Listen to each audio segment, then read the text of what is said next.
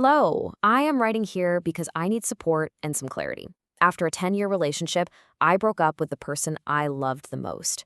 The breakup was not ordinary. For several months, he had a secret affair behind my back with a woman who was not a stranger but a person whom I had allowed close to me, my family, and my home, my girlfriend. This made the pain much deeper, not only the loss of a partner, but also a collapse of trust, security, and reality. Since then, I have been in a constant emotional roller coaster. He and I continue to maintain contact. We write, sometimes we fight, sometimes we talk calmly. He claims that he wants to be friends, helps me financially, says that I am important to him, but at the same time, he lives his life with her. It tears me apart. I feel replaced, confused, betrayed, angry, and unfortunately still attached. I know that this contact is not helping me, but I cannot completely cut it off. Part of me still hopes, another part suffers constantly. I want to ask people who understand psychology and emotional attachment. Is it normal to feel this way? How does one begin to detach emotionally? And how do you get out of this pain when you still have feelings? Okay, let's dive into this. That first question, is it normal to feel this way? It gets right to the very heart of everything. After going through something so devastating, is this emotional storm, all this confusion and pain and lingering attachment, is any of it normal?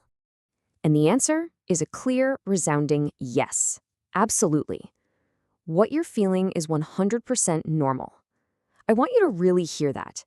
There is nothing wrong with you for feeling this way. Let's look at this from a psychological perspective. These feelings aren't a sign of weakness at all. They're actually a very natural, very human reaction to a massive trauma. You see, this wasn't just a breakup.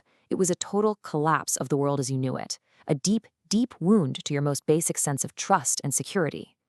What you're navigating right now is incredibly complicated. It's this whole whirlwind of feeling replaced, of being completely confused, that sharp sting of betrayal from two people you trusted, plus all that anger. And yes, of course, that lingering attachment that's so hard to shake. Just acknowledging that all these feelings can exist at once is a really important first step. So that brings us to the next really crucial question. How do you actually start to heal? How do you even begin the process of detaching emotionally when you feel so stuck in this cycle? Let's walk through a clear path forward. We can think of this path to healing in 5 main steps. First, we have to accept all of our emotions. Second, and this is a big one, limit contact. Third, we've got to redirect our attention. Fourth, acknowledge reality for what it is. And finally, seek support. So let's break down what each of those really looks like. Step 1 is the foundation for everything else. You have to give yourself permission to feel it all. The anger, the sadness, the confusion without judging yourself for it. Telling yourself you should be over it by now just doesn't work. In fact, it's counterproductive because pushing pain away only guarantees it's going to stick around longer. All right, now for what is often the toughest step. The post mentioned knowing that contact isn't helping, but feeling like it's impossible to stop. So let's talk about why limiting that contact is so incredibly crucial for healing. Every text, every call, every single conversation, it keeps that emotional bond switched on. Psychologically, it's like trying to heal a deep cut that you keep poking and prodding. It just can't heal.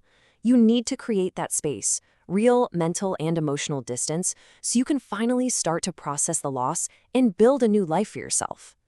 And this is the core of that internal tug of war, isn't it? The continued contact feeds this little flame of hope. It lets you believe a story where he says I'm important, or maybe we can be friends, means the door isn't fully closed. But the reality, as painful as it is to face, is that this person is actively building a life with someone else.